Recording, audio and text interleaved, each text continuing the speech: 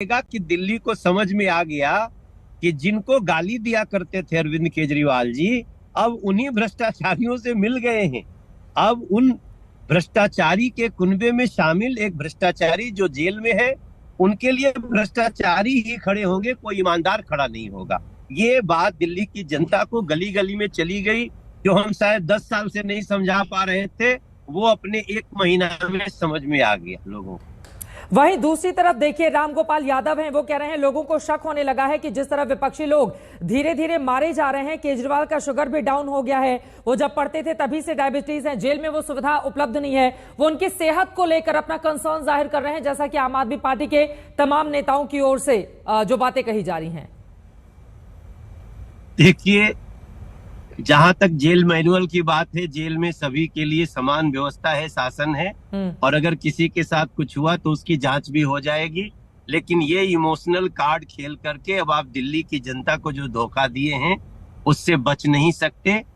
दिल्ली की जनता बड़ी खून के आंसू रोई है चित्रा जी।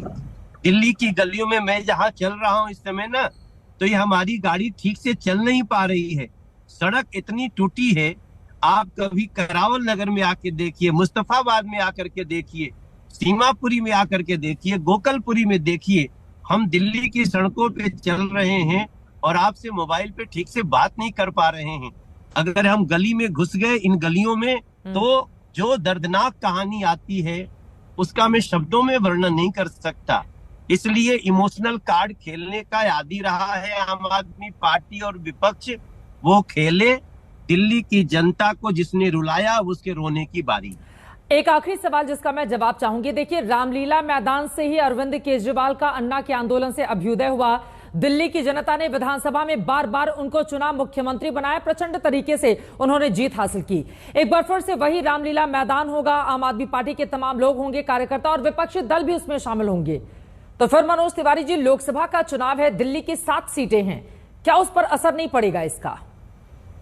बिल्कुल असर नहीं पड़ेगा, बल्कि भारतीय जनता पार्टी को ज्यादा लोग समर्थन दे रहे हैं, क्योंकि नरेंद्र मोदी जी 14 में जब प्रधानमंत्री बने थे, तो एक बड़ी आशा से दिल्ली, प्रधानमंत्री तो मोदी जी को बनाई थी, लेकिन केजरीवाल से अपेक्षा की थी। आज वो अपेक्षा भी टूटी है, आशा भी टूटा है, और जिस रामलीला मैदान से उनकी शुरुआत हुई थी, उसी रामलीला मैदान में आप देखिएगा अरविंद केजरीवाल के पतन की एक आखिरी दृश्य लिखा जाएगा। चलिए, बहुत धन्यवाद मनोज तिवारी जी आज तक से जुड़ने के लिए, इस विषय पर बातचीत करने के लिए। बीजेपी के अपने आरोप हैं, कई ऐसे मुद्दे हैं जिसको लेकर दंगल में बड़ी चर्चा हम करेंगे। खास मेहमान मौजूद हैं, उनका परिचय आपसे करवा देती हूं।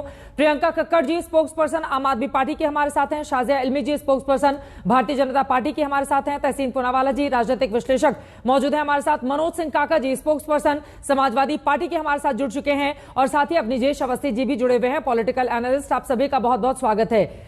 आगे बढ़े उसके पहले अरविंद केजरीवाल का एक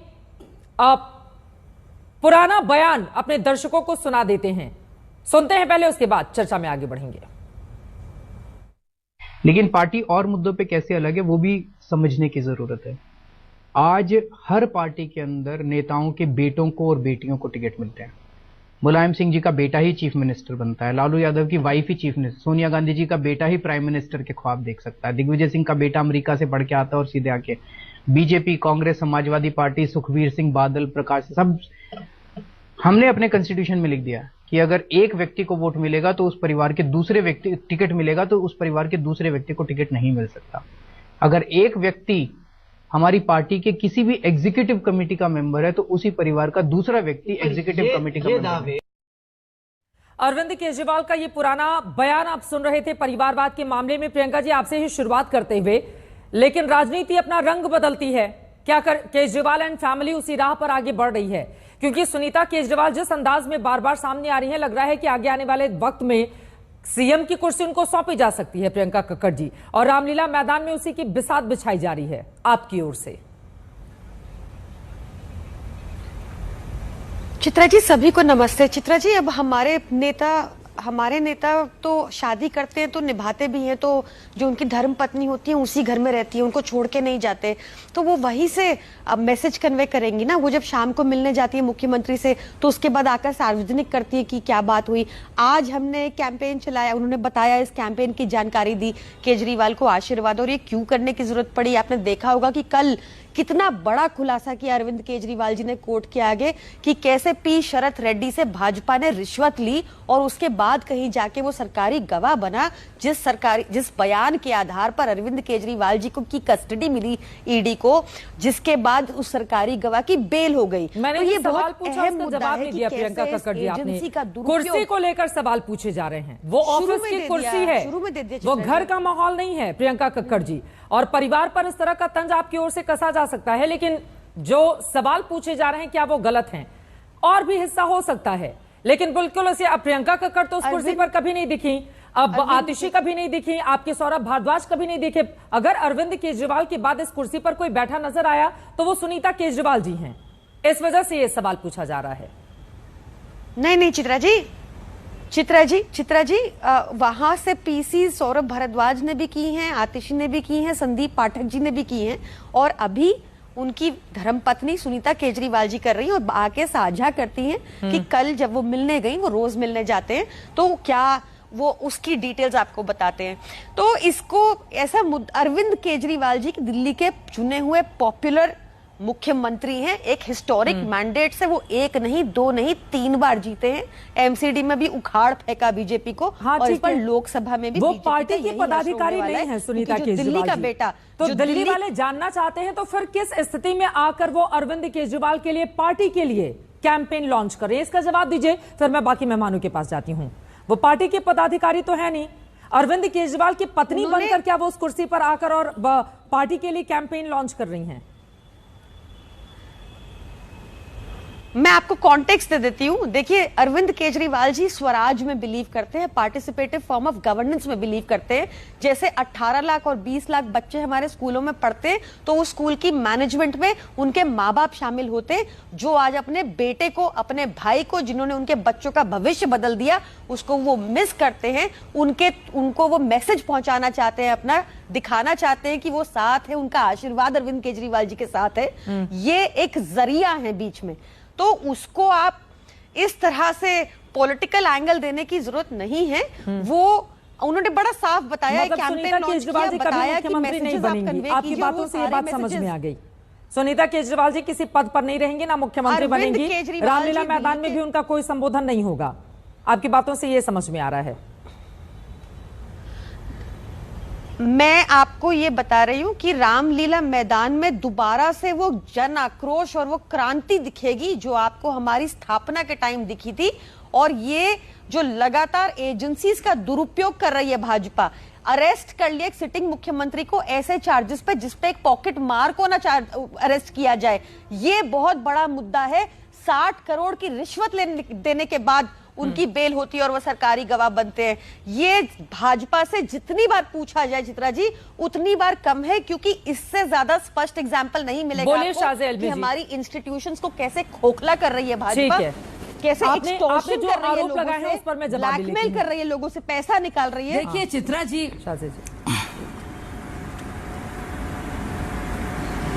नमस्कार चित्रा जी। आज गुड फ्राइडे भी है, अफसोस का दिन है, और जुमा के लिए मुझे जुमा मुबारक कहना होगा। अपनी बात आगे रखती हूं मैं।